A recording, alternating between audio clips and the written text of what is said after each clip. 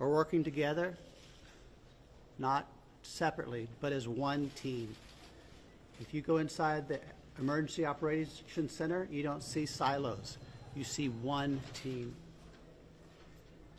I want to talk briefly about in-kind donations. The outpouring of generosity has been tremendous, and we are grateful. We are working on a new system to accept donations. And when those plans are complete, we will post them online on the city's Facebook page. We are grateful. We need a new system to handle the generosity of the world. Financial donations can still .net.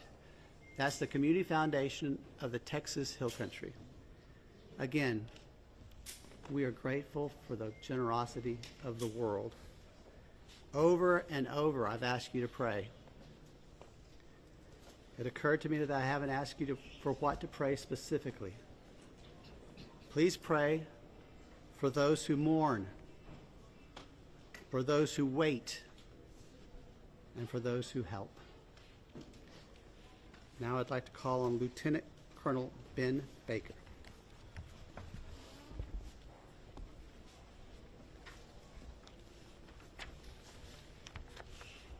Morning, everyone. Thank you for being here. My name is Ben Baker, Lieutenant Colonel for Texas Game Wardens.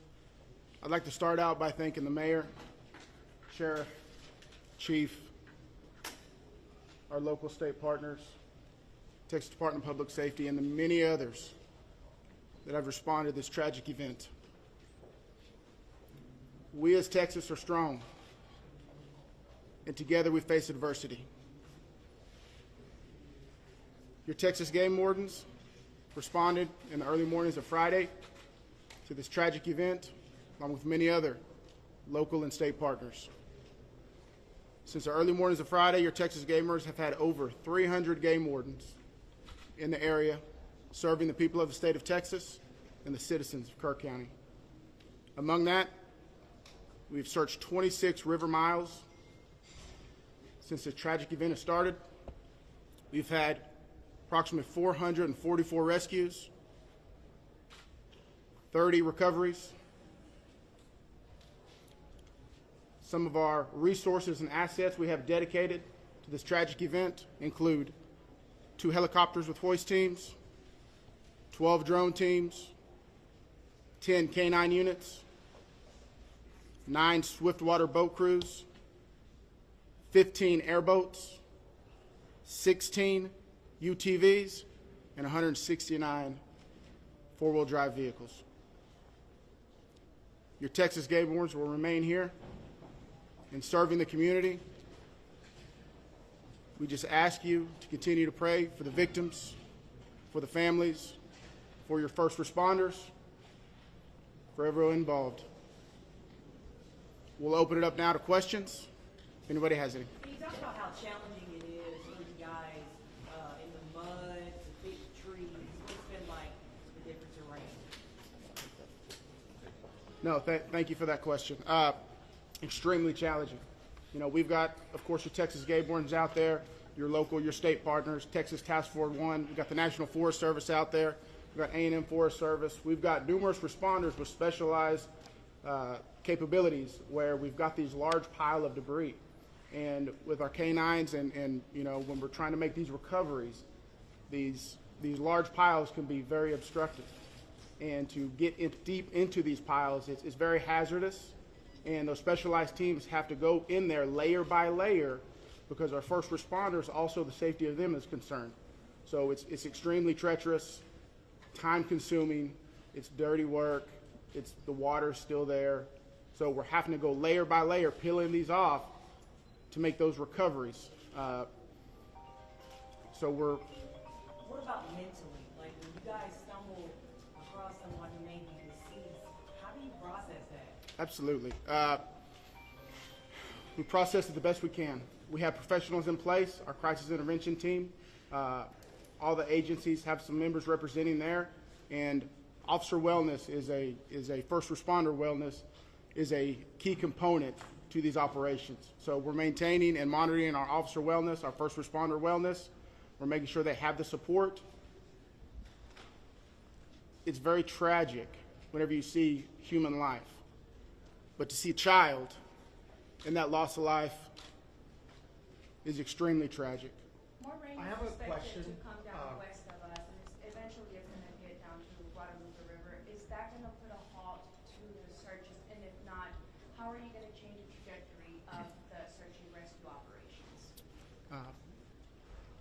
So with the water coming down, that's always a concern, and I'm sure you've been monitoring the last couple of days where we've had some reports of maybe some additional water coming in.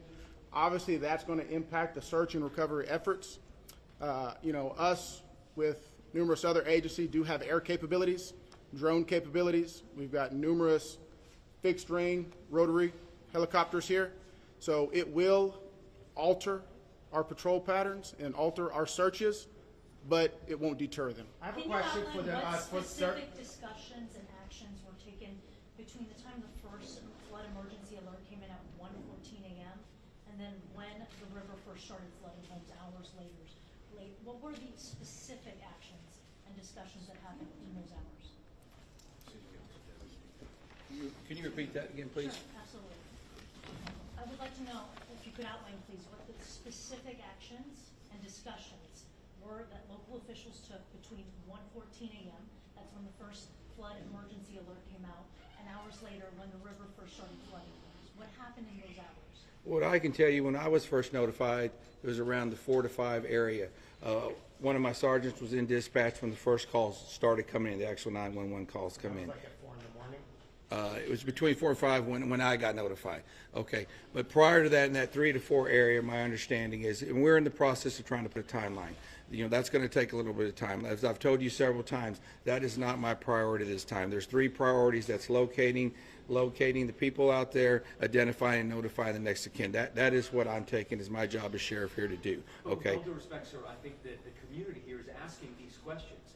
What happened? When did it happen? Was the emergency manager awake at the time? Did they push the button to issue an emergency alert? Sir, it's not that easy when you just push a button, okay? There's a lot more to that. And we've told you several times. So did it happen, sir? I can't tell you at this time, You okay? can't tell me if the emergency manager of the county Sheriff, actually issued an emergency Sheriff, alert. okay, Sheriff, who Shimon, is just give me a second. Emergency Answer the question. Operations Center? Who Let runs him answer the question. the Emergency Operations I'll come back to you. Center? I'm going nowhere. Appreciate it. Who runs the Emergency Operations Center? We have a communication center, a dispatch, okay? We have a communication center. That's where the calls actually go to the police department, then they're forwarded to Right, us. but leading up to this, in monitoring the weather, there's, in any large city, in any state, there's an Office of Emergency Management that is monitoring the weather, that is watching and listening and getting briefings. Who was getting those briefings in this city, in this county? Who was receiving that information? And who would have ultimately made the decision to evacuate, hearing what was coming in from the Weather Service and other people? Okay, what we would have done when we get notified, okay, I'm gonna tell you that. You're not emergency management though, right? The sheriff's not EOC. No, there is Who no, is I meant EOC? as the city. Yeah, help with that. So we understand you have many questions. Right, Hang on. no, I understand, but you're not gonna answer the question because that's up to the city manager and the mayor to answer those Correct. questions. We understand That's you right. have That's the many judge. Where is the questions. judge? The judge is not here. We understand that, but right now, this team up here is focused on We bringing people understand that too, home. but there are a number That's of our focus. questions that are All those leading up to questions this. will be answered, but the No. priority right now It seems like you're is ducking bringing the- people home. We totally understand that, and we value the incredible work that is being done by those first responders. We're seeing them out there muddy and sweaty and grinding it out day after day. But your community is asking these questions. And we will Was get your emergency answers. manager in the county Right now, awake at all the of our time? resources are Did they issue an focused alert? You should be able to to answer recovery. who was in charge of the Emergency Operations Center at the time that was getting any briefings. Do we have another question? If any I briefings. do. I think I'd like to focus on what local people can be looking for. We're looking at some erosion in roads and safety in them traveling. What can we tell people who live here right now and what they can do in their daily life? Should they worry about traveling on roads? Do we know anything about that infrastructure? Sure, absolutely. Jonathan Lamb, Kerrville Police Department. So we know that there's substantial road damage. Some roads have been closed for safety. We've got crews out there in the county shoring them up and making sure that people can travel to and from. What we're asking for the public to do to assist us is if they believe that they have seen someone, a victim, notify emergency services. Call 911, let us know, or use our non-emergency numbers, area code 830-257-8181. Contact our dispatch team and we will send officers out there. We also ask folks to limit their travel. Our first responders have had a very difficult time getting to where they need to go because of the amount of people who are flooding our roadways. We understand there's natural curiosity. People want to come here and see the flood damage. Now is not the time for sightseeing. This operation is ongoing and continuous, and it will continue. I've got time for one more question. Can you tell us when your last live rescue was? Last question. As far as I know, the last live rescue, unless there's new information, and I don't believe there is, was made on Friday. All right, I'm afraid that's going to have to do it for this morning. Can someone answer if the bodies have been released to the families, Sheriff? Excuse me. Have the bodies been released to the families? Some. But they're at autopsy. How many are still missing? We have an estimate among the general population, not just the girls from Mystic, even just credible reports. Is it hundreds still? Is there any estimate among the general population of how many people are still missing? I've told y'all several times, it's hard to know that number. No, we don't. I know the numbers that we have found, and that's all I know. You still don't want to tell us who is All right, so we're going to continue our operations. The next time that we're going to be in front of y'all will be at 5 p.m. right back here. If there is a critical update, again, we'll provide that information to you through the contact list that you have provided to us. Thank y'all. We appreciate it. Sir, I have one other question. Maybe you can help. It was about the volunteers that are coming.